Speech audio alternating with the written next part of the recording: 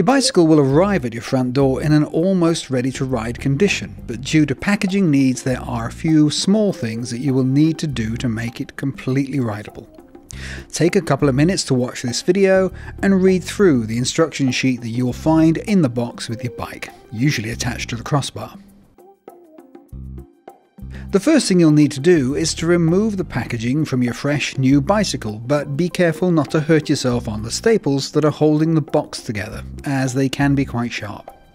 Once you've removed all the protective packaging from the bike, your first job will be to straighten the handlebars. Now there are two types of stem that the bikes are equipped with, so you'll need to check which one you have and follow the instruction that's relevant for your type of stem. Type 1 is the threaded or quill stem. Threaded headsets use a quill stem. These stems will have a single bolt on top that secures its position, and sometimes a bolt on the side to adjust the angle of the stem. Start by positioning the front wheel between your legs to hold the bike steady. Loosen the top bolt of the stem and then turn the bars until they're aligned with the front wheel. At this point, you can adjust the height of the bars if necessary, but be careful not to go above the minimum insertion line. Once you're happy with the position of the bars, you may then tighten the top bolt to secure the stem. Hold the front wheel between your legs and ensure the handlebars do not move easily under force. Type 2 is the threadless headset.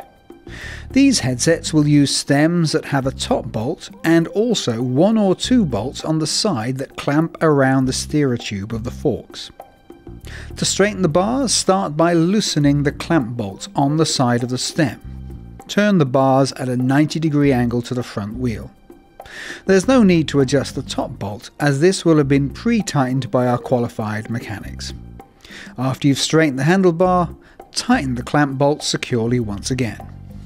Ensure the handlebars do not move easily under force. Your bike is almost ready for you to ride. The last job you will need to do is to attach the pedals to the crank arms. Inside the larger bike box, you'll find a smaller box that contains the bike's pedals. The box may also contain other things like the owner's manual and an Allen key.